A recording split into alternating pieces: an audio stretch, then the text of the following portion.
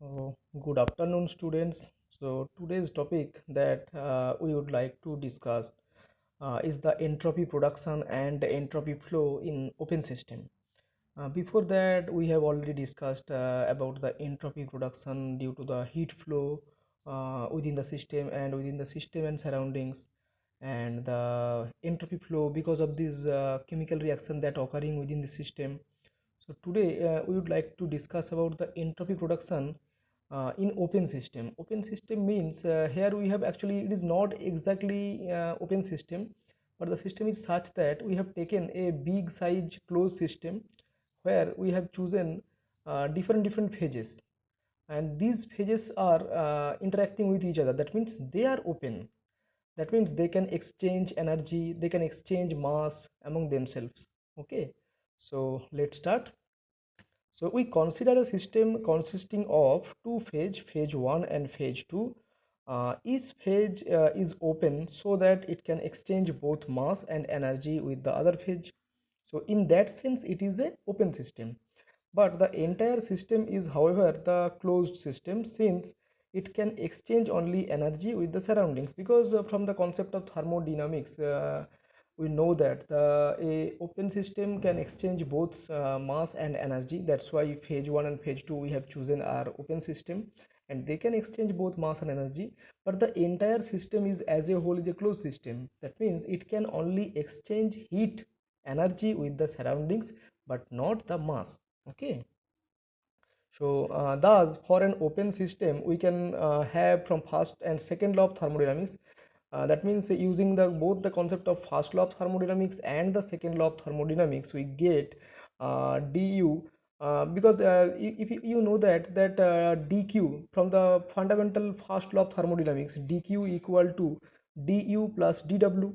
And if you little bit arrange these things, means du equal to dq minus dw, or we for the mechanical system we can write dw equal to pdv.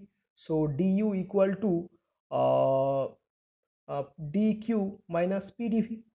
Now if I use the concept of both combined first law and second law, that means the concept of entropy equal to dq by t. That means dq equal to tds. So here I using this concept. So du equal to dq, but in place of dq I using tds minus pdv. But the question is, here we have chosen an open system. That means for phase 1 and phase 2, so they are open system. So for open system we have to add the contribution coming from the different components also. That means summation gamma mu gamma into dn gamma. Okay, so if I little bit arrange these things, keeping TDS in one side and all other terms in another side, then it becomes TDS equal to du plus PdV minus summation gamma mu gamma into dn gamma. So this is equation number 2. Now the number of components in each phase is, suppose total number of components present in each phase is same, and which is basically C. C means means the total number of components that can present in one system is C. So the value of gamma changing from 1 2 to up to C.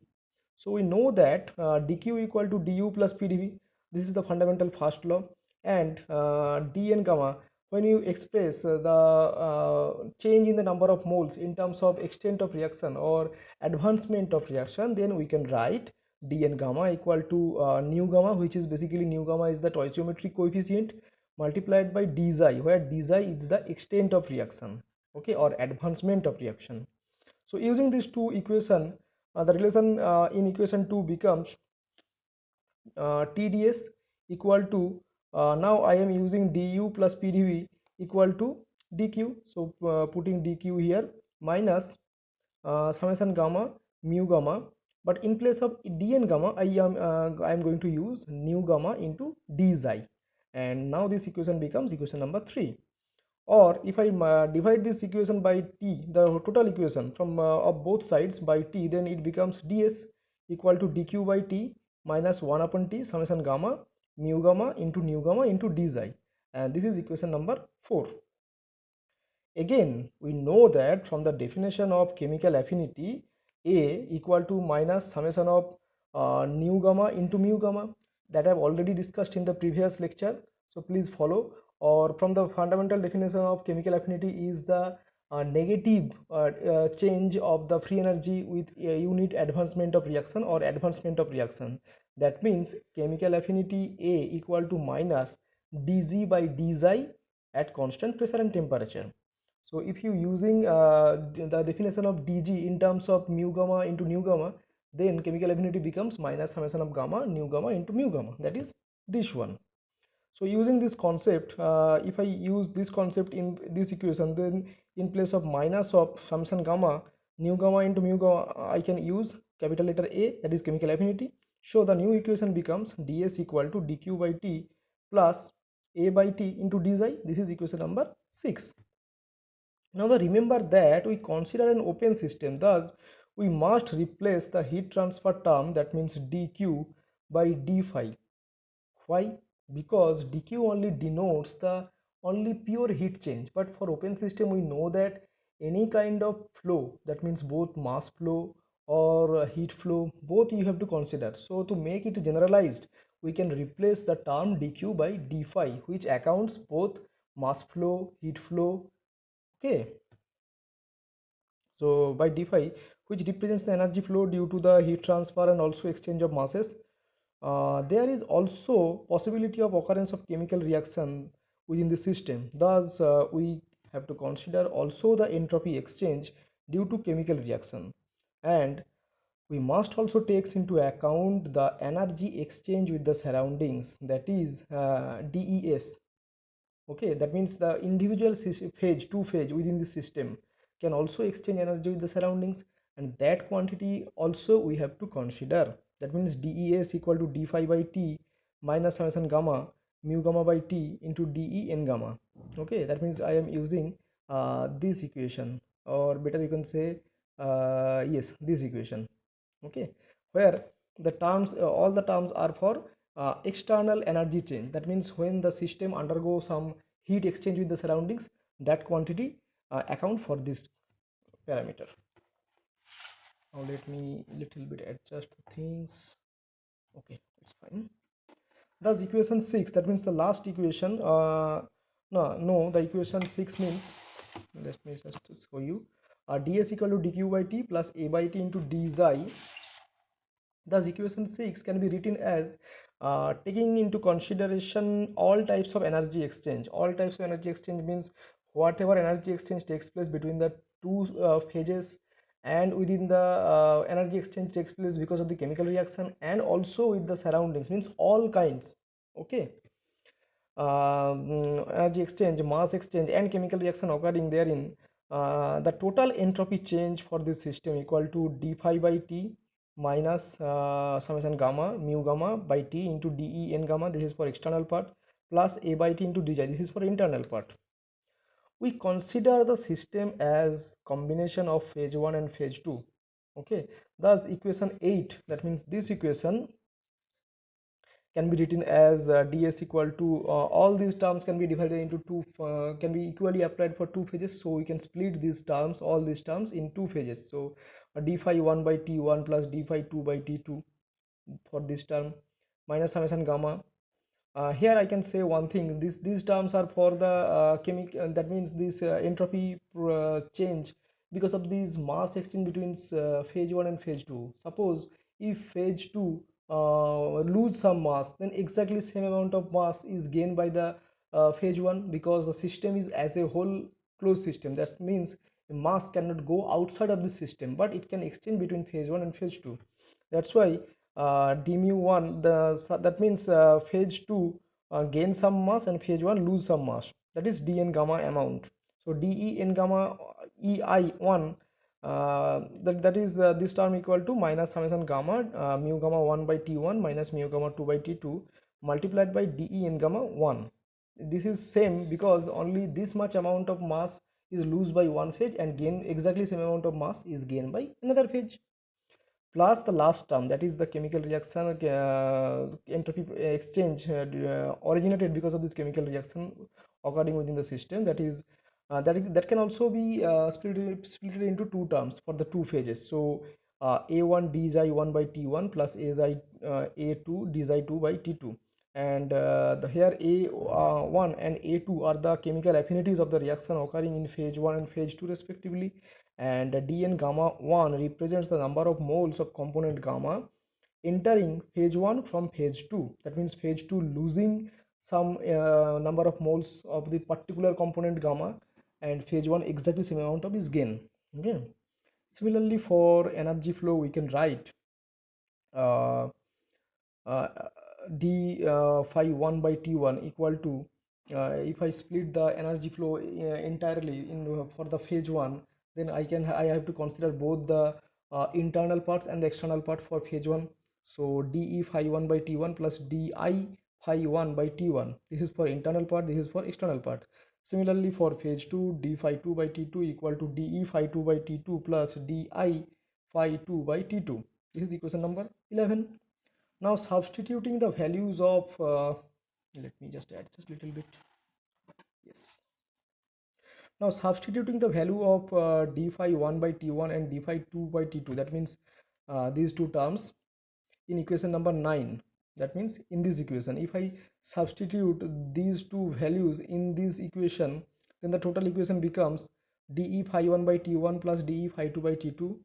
Okay, these are the two external terms, these two terms first, and then di phi 1 multiplied by 1 by t1 minus 1 by t2. Why this is so happening? Because internal parts of this, any kind of internal exchange, means mass is not go outside. So d phi 1 means the, if phase 1 lose some amount of energy, then phase 2 exactly gain by that amount of energy. That's why d phi 1 equal to d phi 2, d phi 1 equal to minus of d phi 2. So these two terms are magnitudically same but in opposite sign. So di phi 1 is taken in common, 1 by t1 minus 1 by t2 minus summation gamma mu 1 gamma by t1 minus mu 1 gamma 2 mu 2 gamma by t2 into, here one terms is missing, I think. Just a minute. Yes, these terms denotes the entropy production because of the mass exchange between phase 1 and phase 2.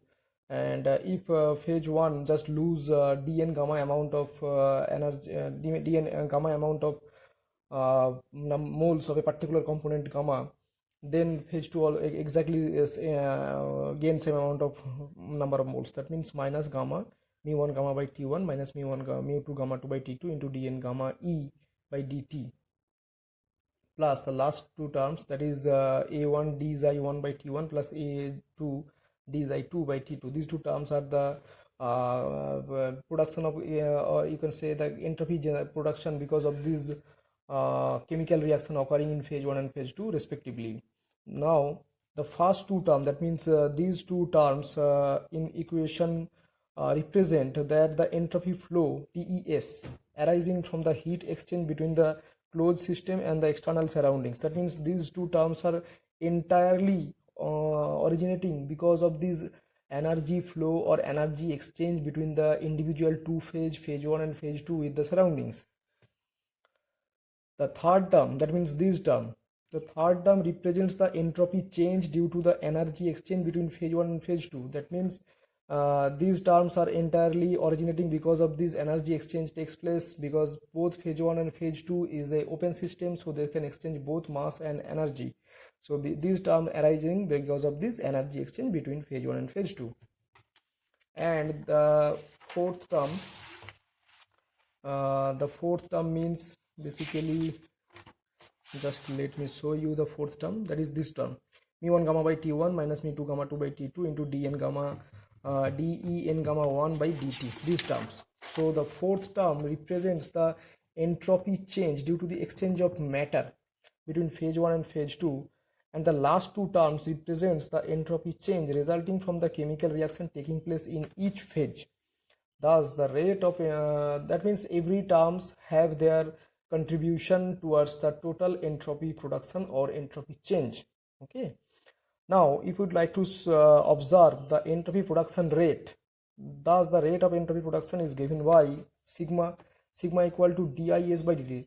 Now kept in mind here, because the entropy production rate entirely depends on the entropy generation or entropy production because of these internal processes, not for external. So you have to exclude the external parts. Okay, so dis by dt equal to, that means the first two terms in the total equation you have to neglect this term. So d phi 1 by dt, here t is the small t, this is because of this time. 1 by t1 minus 1 by t2 minus summation gamma mu1 gamma by t1 minus mu2 gamma by t2 into de n gamma 1 by dt. Just a minute. So the entropy production rate is sigma equal to dis by dt equal to d1 phi by dt into 1 by t1 minus 1 by t2 minus summation gamma mu1 gamma by t1 minus mu2 gamma t2 gamma 2 by t2 into de n gamma 1 by dt, and the last two terms becomes it was a1 by t1 into d xi 1, but when you divide d xi 1 by dt, that means the rate of change of number of moles in phase 1 by dt, that means unit time, what is the rate of change of the number of moles. This is basically your rate of the reaction. That's why you can write v1 here. V1 is the rate of reaction in phase 1. Similarly, a2 by t2 into v2, and the total terms should be greater than or equal to 0.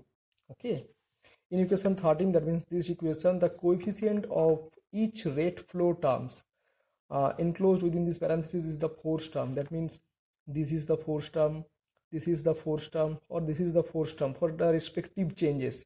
This is the force term for the entropy production because of this heat change. This is the force term because of this entropy production because of this mass exchange, and this is the entropy production for phase 1 and phase 2 both because of this chemical reaction occurring therein. We can thus express the rate of entropy production as a sum of the products of the generalized forces, all these, that is affinities denoted by xj. So these affinities or the force terms are in general denoted by xj or xi, sometimes xj, and the corresponding fluxes are denoted by the jj. So flux is generally defined by jj and force is xj. Thus we can write sigma equal to dis by dt equal to summation j xj into jj into xj, which is greater than 0. Okay.